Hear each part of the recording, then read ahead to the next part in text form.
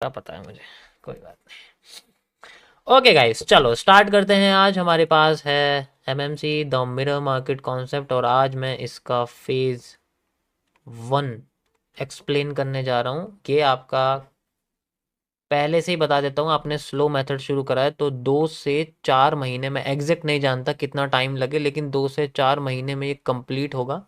ठीक है, 2 से 4 महीने में ये आपका कंप्लीट होगा। ठीक है,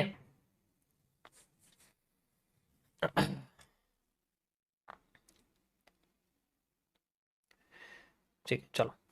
तो आज मैं स्टार्ट करने जा रहा हूँ कुछ और तरीके से समझाने के लिए। बेसिक में हर चीज़ समझा चुका हूँ आपको, पहले से सब कुछ आपको समझा चुका हूँ बेसिक के बारे में। एडवांस में थोड़ा सा आप समझ सकते हो कि कुछ मैं आपको नॉर्मल जो टर्म्स हैं उनके बारे में आपको बताऊंगा। ठीक है, कि हम लोग इसमें यूज़ क्या करते हैं। सबसे पहले जो मिरर मार्केट है इसमें यूज़ क्या होता है, किस तरीके से हम इसको यूज़ करते हैं। तो सबसे पहले आपकी चीज़ आती है इसमें ये समझना कि लिक्विडिटी क्या होती है। लिक्विडिटी इंपॉर्टेंट है, इसको जानना तो सबसे ज़्यादा इंपॉर्टेंट। लिक्विडिटी क्या होती है, अगर ये समझ में नहीं आएगी तो फिर तो मज़ा ही नहीं आने वाला। लिक्विडिटी बहुत इंपॉर्टेंट है। सबसे पहला टॉपिक आपका यही रहेगा।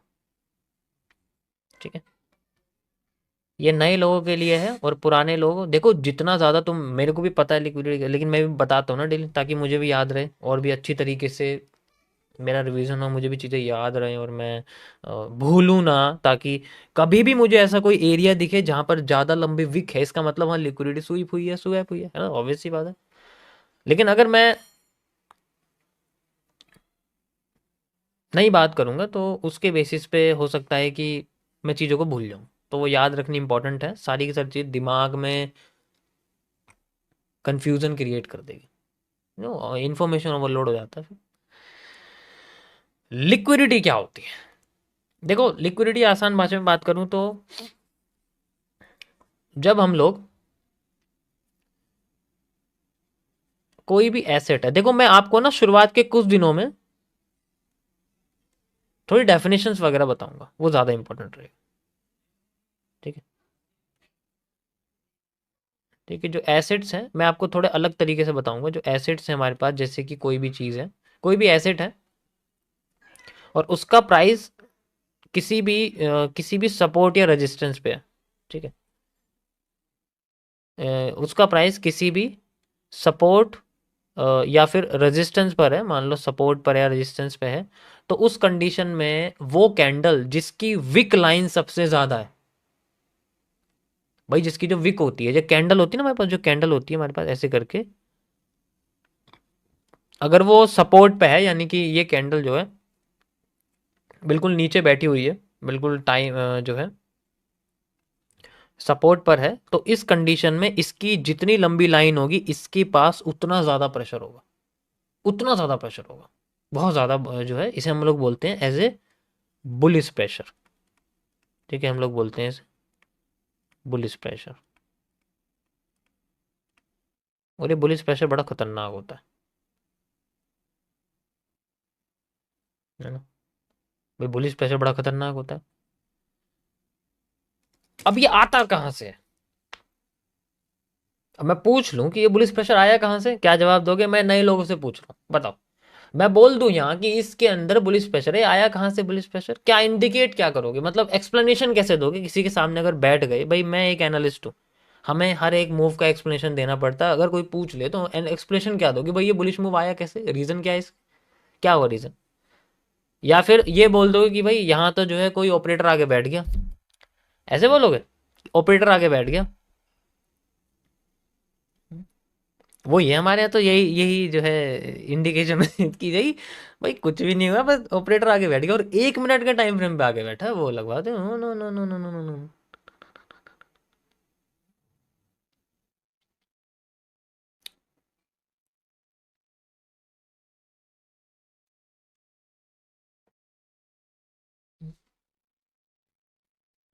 और अगर ये हैमर सेंटर पे बन गया तब क्या बोलोगे? तब भी ये बोलोगे बायर इंटरेस्टेड है, और उसके बाद ही नीचे कैंडल नीचे गिर जाती है और ये बेरिश एनगल्फिंग बन जाती है,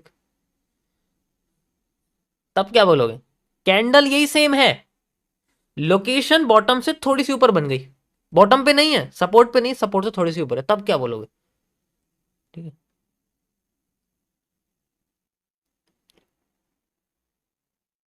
तब क्या बोलोगे? मैं वही पूछना चाह रहा हूँ, तब क्या बोलोगे, सोचो।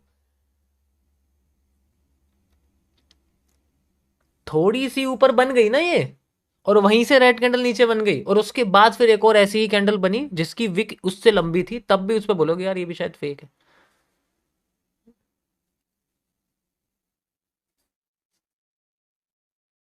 तो ये सारी चीजें बेसिकली जो है, बहुत सारी चीजें हैं इसके अंदर, बहुत ही सारी चीजें।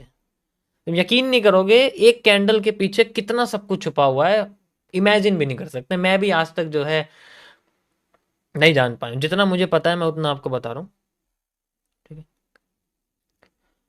तो अब मैं आपको इसका थोड़ा डिटेल में बता रहा हूँ किस तरीके से ये काम करता है, कैसे, क्या है ये बुलिश प्रेशर आया कहाँ से, इसको कहते क्या है, और बेसिकली लिक्विडिटी का मतलब किस मार्केट के लिए। जो जो मैं यहाँ वर्ड बोलूंगा ना, एक एक वर्ड तुम्हें एक्यूरेट मिलेगा, ऑथोराइज्ड मिलेगा, और रियल मिलेगा। आलतू फालतू की बातों का वाला नहीं मिलने वाला। सारे हिस्सों को मैंने, टुकड़ा को जोड़ के जो चीज़ बता रहा हूँ वो आपको मिलेगी, नए लोगों के लिए स्पेशली है ये। ठीक है, तो ये बुलिश प्रेशर आया कहाँ से? ये किसी भी एसेट यानी कि जिसमें हम लोग ट्रेड वगैरह करते हैं, अगर मैं आपको, आप 2 मिनट के लिए शांत हो जाओ, कोई कुछ मत बोलो, जो नए लोग हैं। डे वन किस किस का है भाई, मुझे बताओ थोड़ा सा, फिर मैं पता पूल करता हूँ थोड़ा सा, क्योंकि मुझे क्वेश्चन भी बीच में पूछना है। डिटेल में बात करो तो भाई, डे 1, 2 और 3 किस किस का है, बताओ। तीन, ये डे 1, 2, 3 मतलब 3 दिन किस किस को हो गए, 1 से 2 दिन तक, पूल करके मुझे बताओ।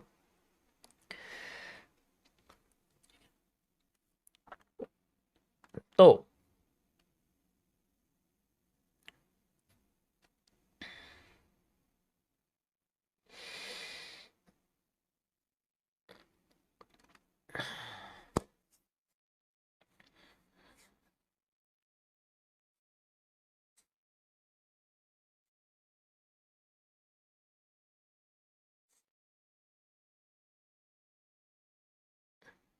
ऐसे मत सोचा करो। जल्दी कमाने वाला इंसान बस एक ही चीज है बनता है, और वो है लालची।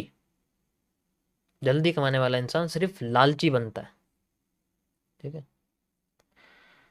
लालच आ जाए तो जो है बन जाता है। ओके, अब बात करते हैं थोड़ा सा डिटेल में कि ये जो एसेट है इसका मतलब क्या होता है। देखो, लिक्विडिटी क्रिएट होती है दो चीजों से। एक होती है लाइबिलिटी से। लाइबिलिटी की स्पेलिंग क्या होती है? कुछ भी है, मुझे स्पेलिंग ध्यान नहीं है इसकी। लाइबिलिटी वगैरह जो भी है, लाइबिलिटी मतलब जिनका, जिनकी वैल्यू टाइम के साथ सिर्फ गिरती है, यानी कि जिनकी वैल्यू टाइम के साथ सिर्फ डाउन होती है। ठीक है, एसेट्स वो जिनकी वैल्यू टाइम के साथ बढ़ती भी है और घटती भी है, ये डुअल डायरेक्शनल होते हैं based on it there relation वगैरह। ठीक है,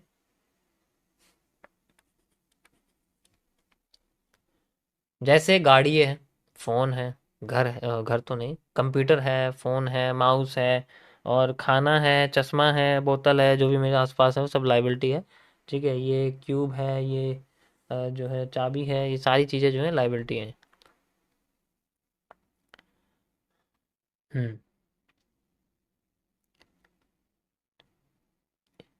इसके होने से भी लिक्विडिटी बढ़ती है, एसिड के होने से भी लिक्विडिटी बढ़ती है। अब लिक्विडिटी जो होती है, ध्यान तो सुनो मैं क्या करूं, liquidity is only available in the centralised markets. उसे हम लिक्विडिटी तभी बोलेंगे अगर वो सेंट्रलाइज्ड मार्केट में क्रिएट हुई है। सेंट्रलाइज्ड मार्केट वो मार्केट होती हैं जिन्हें एक सेंट्रल बॉडी कंट्रोल करती है, किसी भी मैनिपुलेशन से, स्कैम से बचने के लिए, बचाने के लिए। लिक्विडिटी वहां रहती है, डिसेंट्रलाइज मार्केट में लिक्विडिटी नहीं होती कभी भी।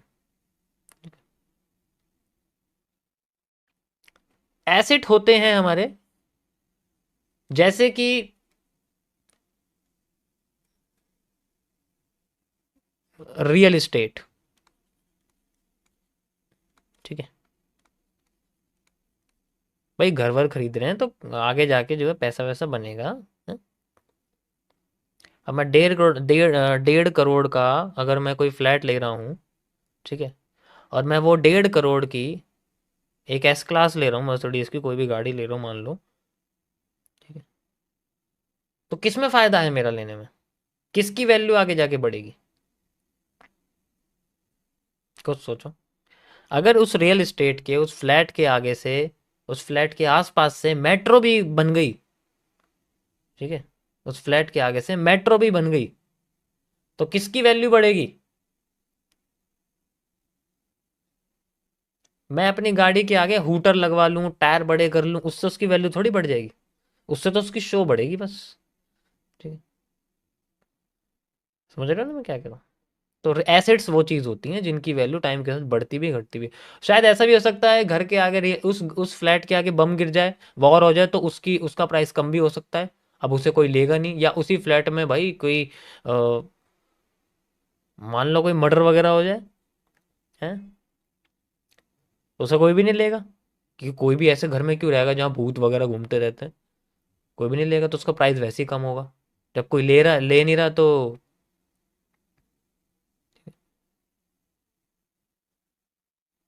तो इसीलिए इसका प्राइस कंडीशन के हिसाब से बढ़ता घटता रहता है, लेकिन लाइबिलिटी का प्राइस कभी बढ़ता। वो अलग बात है कि तुम अगर स्कैम कर रहे हो तो उस हिसाब से तुम उसको जो है,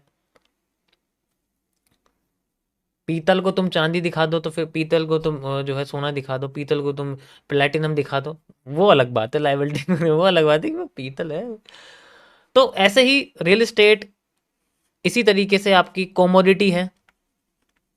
कोमोडिटी यानी कि गोल्ड है, वही गोल्ड का प्राइस तो तुम्हें पता बढ़ता घटता रहता है, ठीक है। कमोडिटी में जैसे हमारे पास गोल्ड है, ठीक है, चांदी है, ये सारी चीज़ें खरीद के रखना, ठीक है, और प्लेटिनम है, ठीक है, जैसे ये है देखो, जैसे ये प्लेटिनम है, ठीक है, मैं पहनता रहता हूँ ना, ऐसा। तो इसी तरीके से ये सब चीज़ें, ये टाइम के साथ बढ़ती घटती रहती हैं, बस हमें इन्हें अच्छे से समझना होता है कब खरीदना कब बेच, इसी का तो खेल है, कब खरीदना और कब बेचना है, यही तो एंट्री एग्जिट है, यही तो सारा खेल है। और एसेट क्या हो सकते हैं? करेंसीज, करेंसीज, करेंसीज जैसे कि डॉलर को रखना, यूएसडी, जैसे यूरो रखना, मतलब कोई भी करेंसी जो होती है, जैसे फॉरेक्स होते हैं जो मतलब जो लीगल है, जो जिनके अंदर ट्रेडिंग करना लीगल है, उसकी बात करो।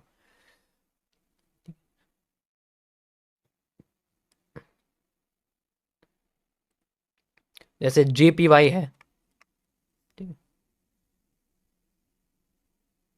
अब ये सारे एसेट्स हैं। इसी तरीके से किसी कंपनी का शेयर है,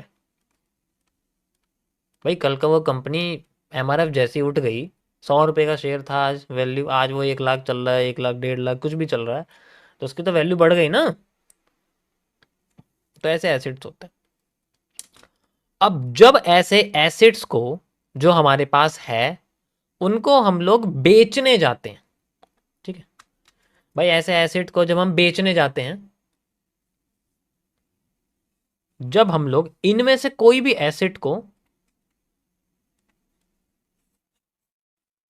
मार्केट में बेचने जाते हैं मार्केट प्राइस पर, इससे एक रेडी फॉरवर्ड कैश क्रिएट होता है। रेडी फॉरवर्ड कैश यानी कि जो डायरेक्ट हमारे बैंक अकाउंट में आता है उसे हम बोलते हैं ready forward cash after the commission paid. इस चीज को बोलते हैं मनी स्वैपिंग, यानी कि लिक्विडिटी स्वैप, या फिर लिक्विडिटी स्वैपिंग, उसे हम लोग लिक्विडिटी स्वैपिंग कहते हैं। अब जैसे एसेट कहां होता है? एसेट होता है डीमैट अकाउंट में, ट्रेडिंग अकाउंट में। तो मान लो ग्राफ पर जो डीमैट अकाउंट है वो है एक मारूबोजू, ध्यान तो समझना ये चीज। अब ये है डीमैट अकाउंट पे एक मारूबोजू, अरे वाह क्या बात है, भरी कटोरी,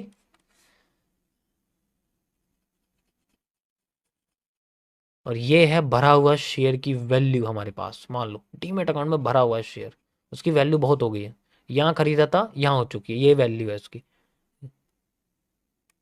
अब जब मार्केट में इस एसेट को बेचेंगे मार्केट प्राइस पर, मार्केट MKT PRS प्राइस पर मान लो, तो इसकी जो कैंडल है वो हो जाएगी ऊपर से स्वैप, बॉडी हल्की सी बचेगी, ऊपर ऐसी लाइन आ जाएगी। This represent the liquidity swap. तो एक इन्वर्टेड हैमर, एक ग्रेवस्टोन डोजी और एक shooting star are the example of liquidity swap. इस तरीके से ये दोनों कैंडल्स हमारे लिए लिक्विडिटी स्वैप को दर्शाती हैं at the top of the market, where the demand completes, where the up trend completes, जहां पर अप ट्रेंड खत्म हो जाता। उसको तो फाइंड आउट करना कैसे, हम कैसे फाइंड आउट करेंगे, जो मैं आपको वॉल्यूम एनालिसिस में बताऊंगा, सप्लाई डिमांड जब सिखाऊंगा, तब हमें पता लगेगा कि ये आते कहाँ हैं रियल। पूरे ट्रेंड में दिखेंगे तुम्हें ये, बीच बीच में, बीच बीच में, बीच बीच में, लेकिन मार्केट वहां से मूव नहीं करने वाली आसानी से। कोई होगा, क्योंकि हर चीज के चांस है, probability can never be zero, हर चीज का चांस है। अब इनकी लोकेशन इनके पिछले वाले मूव के खत्म होने के बाद आनी रियल होती है, वही तो फाइंड आउट करना में कैसे रियल होती है, उसी में तो मजा है, उसी का तो सारा मजा है। ठीक है, this is called liquidity swap. अब ये चीज, अब इसमें से कोई भी एसेट, यानी कि मैं रियल एस्टेट ले रहा हूं, अपना घर बेच रहा हूं, अपना कोई भी कॉमोडिटी, अपना गोल्ड सिल्वर प्लेटिनम कुछ भी बेचने जा रहा हूं, करेंसी बेचने जा रहा हूं, शेयर बेचने जा रहा हूं, और जब मैं ये एसेट्स को कैश में बेचने जा रहा हूं तो इनसे प्राइस फ्लक्चुएट नहीं करना चाहिए। भाई जो प्राइस है, जो उस एसेट का प्राइस है, चाहे मैं गोल्ड बेचने जाऊं तो गोल्ड की मार्केट फ्लक्चुएट नहीं करनी चाहिए। ऐसा करते समय ये चीज जो है ध्यान रखनी है, ये लाइन ध्यान रख लो मेरी, पहले बता रहा हूं। प्राइस फ्लक्चुएट यानी कि ज्यादा हिलना नहीं चाहिए एकदम से, कि एकदम से जो है बहुत बड़ी हैमर। अजय अभी अभी देखो, ये देखो ध्यान से, ये देखो तुम मार्केट में ये जो थी, जो मैंने अभी आपको 30 मिनट्स के टाइम फ्रेम पे, 2 आवर के टाइम फ्रेम पे कैंडल दिखाई थी, ऐसा नहीं होना चाहिए। ये जो दिख रहा है ना, ये नहीं होना चाहिए बिल्कुल भी, ऐसा नहीं होना चाहिए। ठीक है, तो ये नहीं होना चाहिए यहाँ पर। अब प्राइस फ्लक्चुएट, कि मैं अगर बेचने जा रहा हूं तो मार्केट जो है एकदम से नीचे ही गिर गई, ये सब नहीं होना चाहिए। इसका मतलब क्वांटिटी बहुत बड़ी थी और मैंने जो है देखा नहीं कुछ भी, मैंने तो यूं ही बेच दिया, फिर कुछ चीज़ खरीद ली। तो ये तो डम पंप एंड डंप वाला जो कॉन्सेप्ट होता है, डंप एंड पंप वाला कॉन्सेप्ट होता है, वो सारी चीज़ें होती हैं। अब अगर मैं, अब ये पैसा मेरे अकाउंट में आ गया, ये पैसा जो था ये मार्केट से निकल चुका है, this is called a bearish pressure.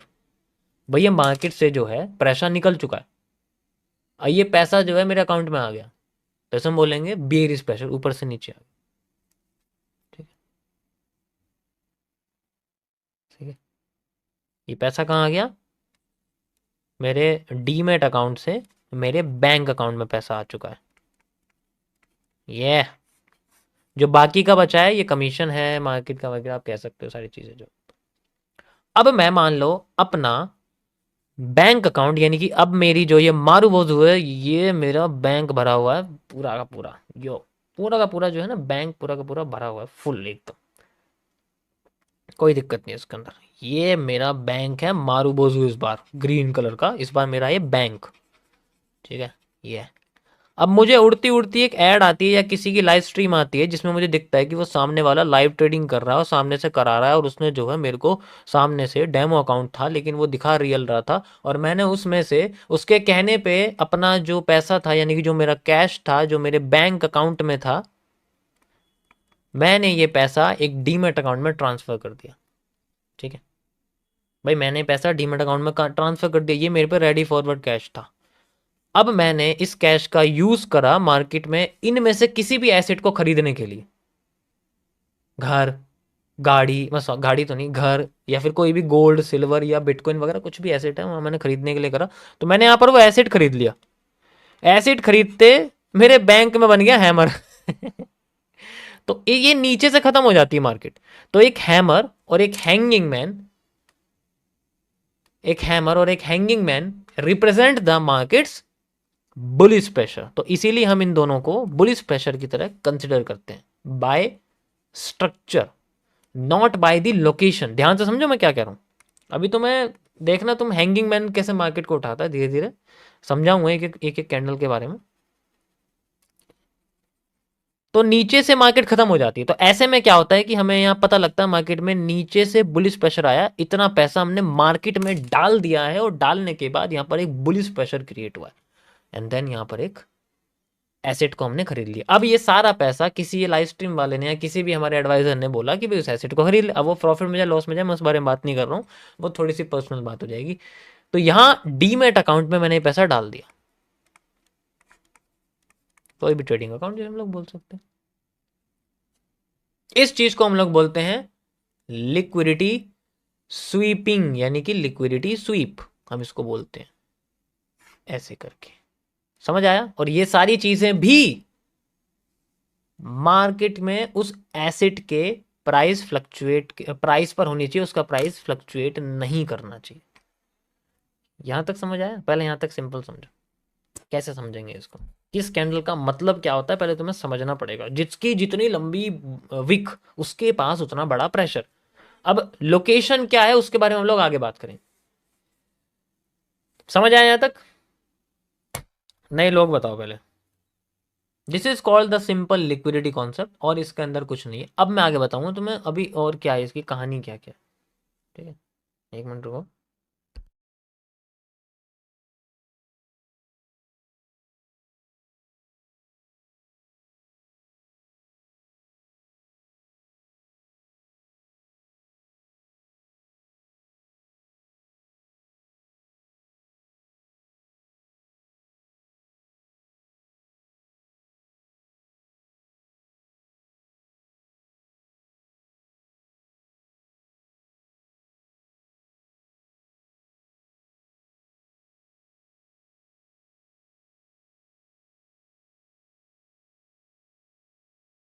Okay guys, किसी ने स्ट्रीम पे कुछ बोला है तो हमारी फर्म ने कुछ रिपोर्ट करा है, देखते हैं क्या करते हैं वो उसके खिलाफ। छोड़ो, चलो यहां तक समझ में आ गया ना सबको?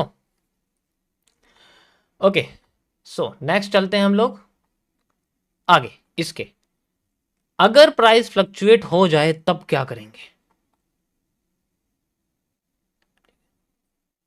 अगर प्राइस ज्यादा हिल जाए, मैंने यहां कुछ भी खरीदा और उससे एकदम से प्राइस ऊपर उठ जाए या एकदम से प्राइस नीचे गिर जाए, उसका क्या कंडीशन है? ऐसा हो सकता है जब एक ही टाइम पे बहुत ही ज्यादा अमाउंट में किसी चीज को खरीदा या बेचा गया हो, या तो वो किसी एक बंदे के द्वारा किया गया हो या उस एक बंदे के द्वारा बाकी सबसे करवाया गया हो।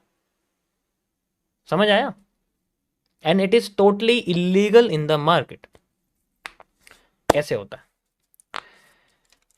तो अगर इनमें से कुछ भी करते हुए, एसेट को कैश में कन्वर्ट करते हुए यानी कि लिक्विडिटी स्वैप करते हुए, कैश को एसेट में कन्वर्ट करते हुए यानी कि लिक्विडिटी स्वीप करते हुए, अगर प्राइस फ्लक्चुएट कर गया, इफ प्राइस फ्लक्चुएट, ज्यादा हिल गया, ज्यादा नीचे गिर गई मार्केट, ज्यादा ऊपर चली गई, क्रैश जिसे हम लोग बोलते हैं, तो उस कंडीशन में हम लोग क्या बोलेंगे?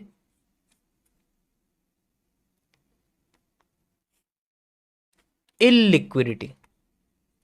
इसको हम लोग बोलते हैं इलिक्विडिटी। अब यहां तक दोनों मार्केट है। यहां तक एक नॉर्मल सेंट्रलाइज्ड मार्केट भी होती है, नॉर्मल जो स्टॉक मार्केट है हमारी। यहां पर एक डिसेंट्रलाइज्ड मार्केट भी होती है जो हमारी क्रिप्टो करेंसीज है, जो हमारी फॉरेक्स है। जो फॉरेक्स मार्केट है, जो क्रिप्टो करेंसीज की मार्केट है, वो दोनों ही यहां पर हमारी अभी तक दोनों एक है। अब यहां पर मार्केट में लिक्विडिटी तब मानी जाएगी अगर इस लिक्विडिटी को कंट्रोल कर लिया जाए। अब ये तभी क्रिएट होती है इफ एनी बिग इवेंट्स की वजह से। बिग इवेंट्स का होता है, देखो इसका इलिक्विडिटी तभी क्रिएट होगी जब मार्केट बहुत ही भयंकर तरीके से नीचे गिर जाए, तब इलिक्विडिटी होती है। ज्यादा ऊपर चली जाए तो वो तो सबके फेवर की वाली बात है भाई, कोई शेयर ऊपर जा रहा है तो ऑब्वियस सी बात है सबका प्रॉफिट हो रहा है, लेकिन शॉर्ट्स करने वालों को तो लॉस हो रहा है ना भाई। तो वो नेगेटिव साइड में ज्यादा नुकसानदायक होती है, ऊपर की साइड में कम होती है, क्योंकि ऊपर में सबका पैसा बन रहा होता है, और जब वो एकदम से नीचे गिर जाए तब भी इलिक्विडिटी है, और अगर करंट प्राइस पे भी तब भी नीचे गिर जाए तब भी इलिक्विडिटी है। अब अच्छी खासी मार्केट जा रही है और वो एकदम से किसी इवेंट के जरिए नीचे गिर जाए, अब यहां पर होती है सबसे बड़ी समस्या। इलिक्विडिटी को बचाने के लिए अब यहां पर सेंट्रल अथॉरिटी जो होती है, कोई भी सेंट्रल अथॉरिटी या सेंट्रल बैंक जो होता है, ठीक है, अब यहां सेंट्रल बैंक क्या करता है, एक स्टेप उठाता है, क्योंकि ये बहुत भयंकर तरीके से गिरती है मार्केट भाई, समझ लो। ठीक, हमारे तुम्हारे छुटवैये रिटेलर्स के बेचने से कुछ नहीं होता है, यहाँ पर बड़े लेवल पे बात कर रहा हूँ मैं भी किस तरीके से, क्योंकि बड़े टाइम फ्रेम्स पे भी आपको समझाऊंगा कैसे मार्केट काम करेगी। तो सेंट्रल बैंक क्या करता है, जिस रेट से बाकी के कॉमर्शियल बैंक्स को लोन देता है, भाई कॉमर्शियल बैंक पे पैसा पेड़ पे थोड़ी उगता है, वो भी तो बैंक में पैसा, वो भी तो पैसा लेते हैं। तो जो कॉमर्शियल बैंक है वो सेंट्रल बैंक से लोन लेते हैं। अब जिस रेट से, उसे हम लोग बोलते हैं रेपो रेट, ठीक है, उसे हम बोलते हैं रेपो रेट। तो जिस रेट से, जिस परसेंटेज से, जिस इंटरेस्ट से वो कॉमर्शियल बैंक से लोन लेता है, एग्जाम्पल के लिए वो लोन ले रहा है 4% पर, और आगे हम जैसे कस्टमर्स को, हम जैसे लालची लोगों को वो देता है, ये हम कस्टमर्स हैं, ठीक है, ये हम वही लोग हैं, और कस्टमर्स में बिग स्मॉल सभी आते हैं, छोटे बड़े सब आते हैं, ऐसा नहीं है कि छोटे हैं, सब बड़े सब आते हैं। हमें देता है वो मान लो 10% पर, हमें वो जो कमर्शियल बैंक वाला 10% पर लोन दे रहा, होम लोन चाहिए 10% पर दूंगा, एजुकेशन लोन दिए 10% पर दूंगा, बिजनेस लोन चाहिए 10% पर दूंगा, वही वाला सिस्टम है। अब जैसे ही मार्केट की कंडीशन नीचे गिर जाती है, ये क्या करते हैं, सेंट्रल बैंक क्या करता है, बस एक काम करता है, इस 4% को 3.8% कर देता है, बस। अब यहां से शुरू होती है रेस। अब जब कमर्शियल बैंक को कम पे मिलेगा तो वो आगे भी कस्टमर को कम पे देगा। अब ये 8% भी कन्वर्ट हो जाता है मान लो 8.8% पे, एग्जाम्पल के लिए। अब कस्टमर्स के बीच में मच जाती है भूचाल, अरे भाई साहब, बैंक ने, वो भी कमर्शियल बैंक यानी कि जो सरकारी बैंक है, जो बड़े बड़े प्राइवेट बैंक है, उन सब ने जो है वहां पर हमें लोन कम कर दिया। भागेंगे एकदम कस्टमर बैंक के पास लोन लेने, हमें दे दो, हमें दे दो, हमें दे दो, हमें दे दो। अब इससे क्या होगा, बैंक से पैसा निकलेगा, कस्टमर्स के अकाउंट में पहुंचेगा। अब समझो क्या सिस्टम होगा, अब कस्टमर के बैंक अकाउंट में पैसा आ जाएगा, और जब बैंक अकाउंट में पैसा आ जाएगा वो क्या करेंगे, ऑब्वियस सी बात है, इसे मैं चार्ट पे समझाऊं कैसे करेंगे। ठीक है, बैंक अकाउंट में पैसा आ गया, अब इनका मारू बोजू बन चुका है बड़ा, अब पैसा आ गया इन पे, इतना पैसा था खुद के अकाउंट में, इतना पैसा ले लिया लोन पे। ठीक है, एग्जाम्पल दे रहा हूं। अब ये पैसा जो है, ये कैश, अब ये खरीदेंगे जाके asset, and this process is known as the liquidity sweep, यानी कि मार्केट में इनका मारूबोजू हैमर बन रहा है।